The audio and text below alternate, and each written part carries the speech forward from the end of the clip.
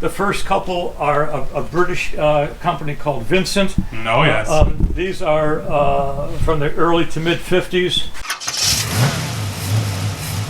You got a few other bits and pieces in here, another micro car, but you also got some interesting motorcycles. Well, the predominance of these are gasoline-powered bicycles from the 1940s and 50s mostly. Okay. The only motorcycles are these two Cannondales, which are a bit notorious because this was the machine that basically forced the founding family of Cannondale to lose control of the Cannondale bicycle concern and hand it over to their creditors. This was a motorcycle made in the late 1990s. It was designed as motocross, but they also decided to make it four-stroke. They decided to make it water-cooled, and they decided to make it electric start. Oh, geez. So that sort of flies in the face of normal motocross machinery, but the biggest problem was that on the first production run, the engines failed catastrophically. Oh, no. So the first production run, all the bikes, several hundred bikes, were sent back to the Cannondale factory. These were made in America. Okay. And for a second generation engine motor to be installed in the bikes. When it was all said and done, the family that owned the Cannondale company had to, raise the flag and give up, and Cannondale still exists today, but strictly as a bicycle-only company. Gotcha. The rest of these, typical names like Whizzer. Oh, yeah. That's a fairly common bike. But I also have here's a motorized Peugeot from the 1950s. Wow. Buried over there. It's hard to see. I'll try to get out of your way. No, you're good. The first bike is a Vincent Firefly, which is a little tiny rub drive motor underneath the crank fit for a British-made bicycle, and the motor was affiliated with Vincent Motorcycle. Uh-huh. The next one, with the black one with the kind of turquoise tank, that's a Bianchi. Bianchi made bicycles, made motorcycles. I think they might have made trucks too, but that's a little motorized bicycle from the early 50s. Okay. And so yeah, these, like I say, all have gas engines. I've got a couple of multis up here. These aren't powered. The chrome bikes. Yeah. There's a chrome triple by an American manufacturer called Santana. That's from the 1980s. Never seen a triple. And the chrome one behind it, the two-seater, that's an Italian-made Poliaghi from about 1970. That's more of a race. Well, the Poliaghi is actually a racing machine, where the triple is probably more of a touring bike. Gotcha. That pale green one is a French oddity from the early 1950s called the Narcisse. They specialize in only doing gas-powered tandem bicycles. Wow. So this is like sort of that, Europe's still in the rebuilding phase after World War II, and trying to come up with solutions to, we can't, the people we're building, people can't really afford a full-size car. What alternatives do we have to get around with? And this company struck upon gas-assisted, gas-powered, but still pedaled tandem bicycles. Wow. But yeah, that's a bit of I've never seen anything like that. Yeah, no, it's and that huge backbone, besides being structural, as you can see, is also the gas tank. You've got the cap in the front, above that N logo, and there's the petcock way in the back by the rear driver. So it's a huge amount of volume gas-wise for a single-cylinder bicycle, but. It's a little bit different. Yeah. That is quite incredible, sir. Thank you. And I got a little beater here. This little red car is an Italian number, also a three-wheeler, from about 1980. It's called an Occam Nica.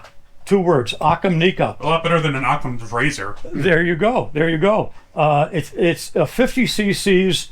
And this particular style of vehicle in Italy was allowed to be used by mid-teens. Let's say like a 14-year-old could drive, properly drive, would be allowed to drive a three-wheel vehicle if the engine was 50 cc's or smaller.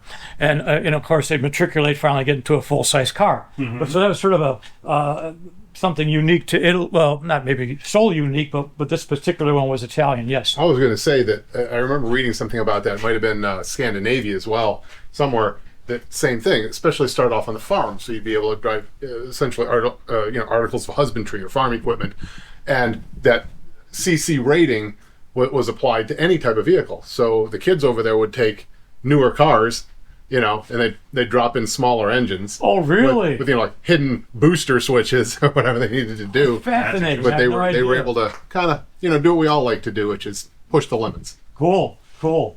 And so how long have you had that one for, sir?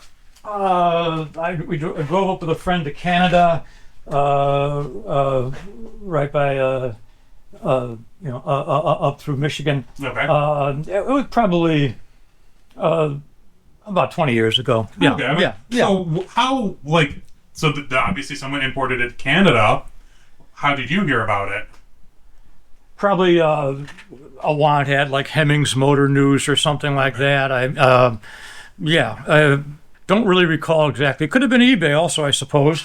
But yeah, it was just through advertising. There was no special channel I found out about it, though. No. Gotcha. No. Yeah. Well, that's so neat. And it actually is like a two-seater. Like, you can put two people next to each other, and two small people, not my size people, but two small people would fit in that car. Maybe one Ryan. One for each. I'm not going to even say what would fit in each seat, otherwise I'd be demonetized, but yeah.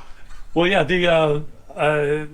just an interesting, vehicle, probably, at a top speed of 35 miles an hour or something, sort of a glorified go-kart or golf cart in a way. Yeah. Absolutely. I mean, that's legitimately what in our modern culture, a 50cc engine is a go-kart or lawnmower or whatever. Yes.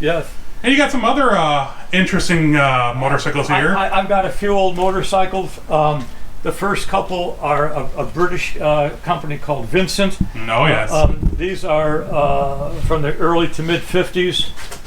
This first one is called a black. I'm sorry. This first one's called a Black Knight. It was from 1955. It was their last year in production. It has the fiberglass bodywork on it. They made about 100 of these. So it was their swan song for Vincent, 1955. The next one's a work in progress. This is called a Black Shadow, not a black one. The first one's a Black Knight. The second one's a Black Shadow. They like black, and this one is still being put together. But this is about 1951 or 52, I believe. Wow. So that's coming along, and these were considered high performance bikes in their time. Thank you. Yeah. The next one's a mid-1930s BMW. It's interesting that it's fairly archaic. Like the frame isn't made out of like round hollow tubing. The frame where I'm holding it here is a C channel. So if you cut this open, all you would see is like an open C. Yeah. It's hollow on the back. And you can see it has rivets holding the front fork together, has leaf spring suspension, has no rear suspension. It's a single cylinder, about 500 cc's. And if you come to this side, you see it's got a little side shifter mounted there. So it's extremely simple bike. I have a picture of my grandfather from the 30s on a BMW. I think it's a one-cylinder. That's what this is. I mean, but it's a little bit different of a bike, but yeah. We have a picture of him, black and white picture, up on our. I'll put it in the video, but good. I thought it was a BMW. Could be wrong on that one though. Could be, absolutely. This next one's another early 50s bike. This is called a Triumph Speed Twin. It's a two-cylinder, 500 cc. Has this what they call a nacelle here, where the headlight and the speedometer and the gauges are all kind of molded together there. This one here, if you, I know the lighting's not good here, but the frame apparently has no suspension.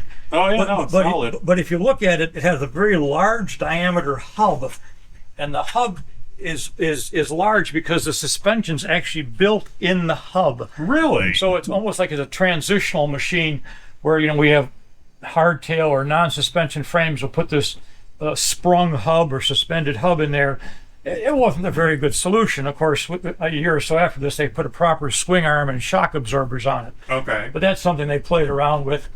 That's how it came from the factory. It wasn't aftermarket or anything. Now, what is this contraption? Yeah, what is this weird one? This is from that's American made from the mid 1920s.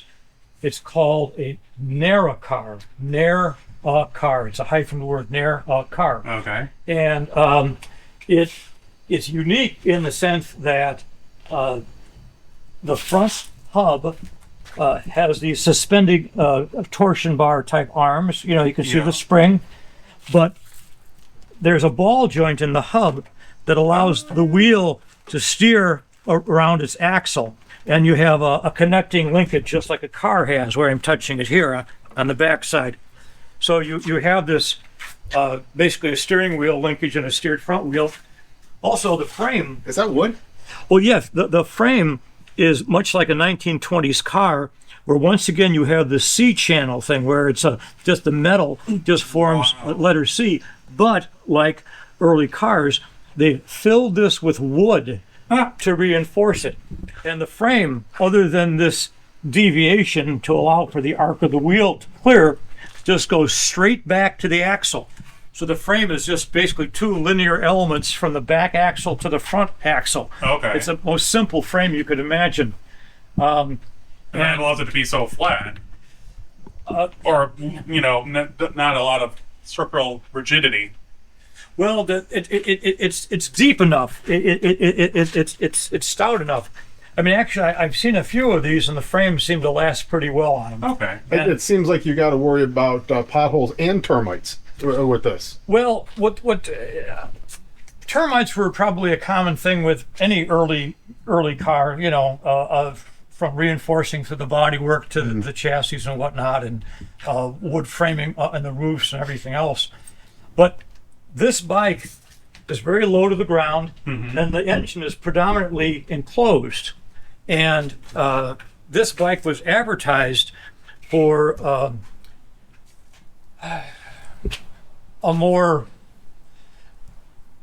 a non-wild crowd. The ad copy showed businessmen riding it in business attire, or they showed women properly attired with a full skirt on, a long skirt.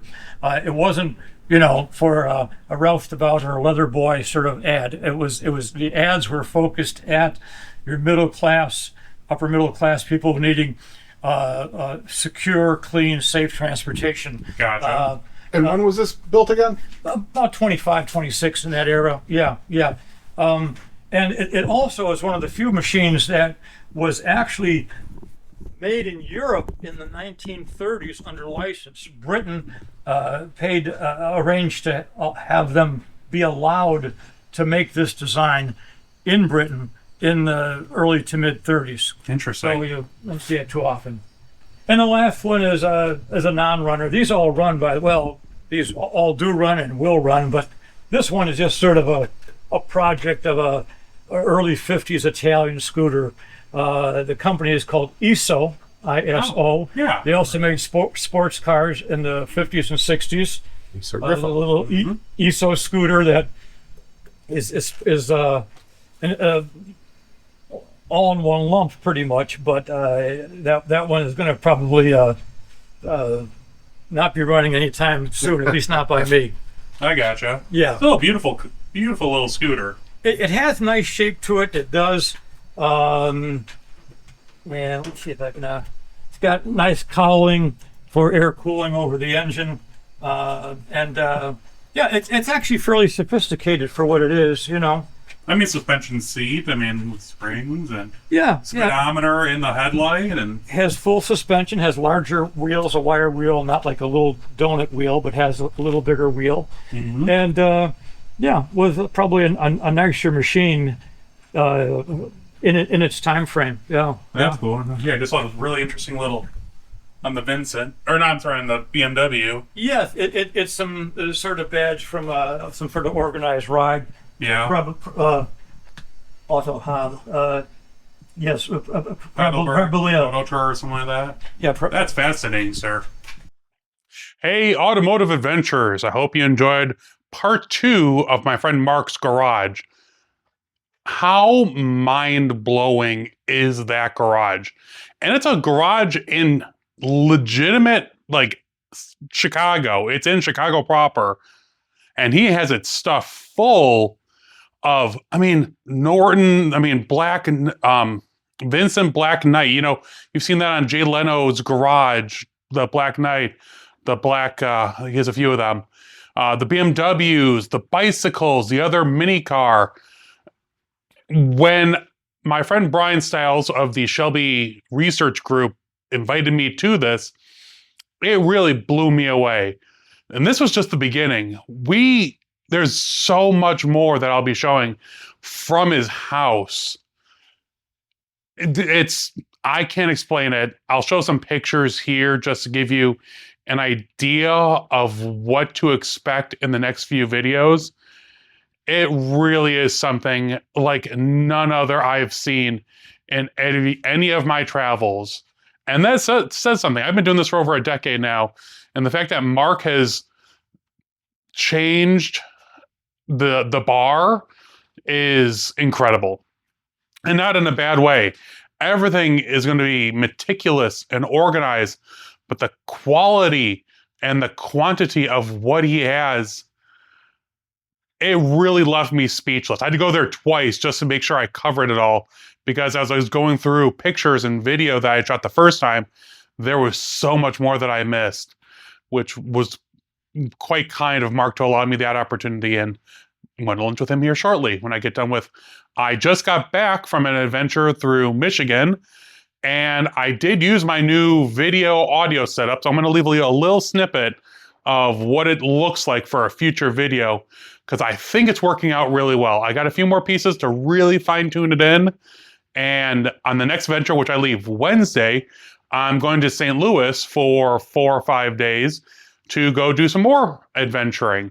And I think this one's actually including more than just Mopars.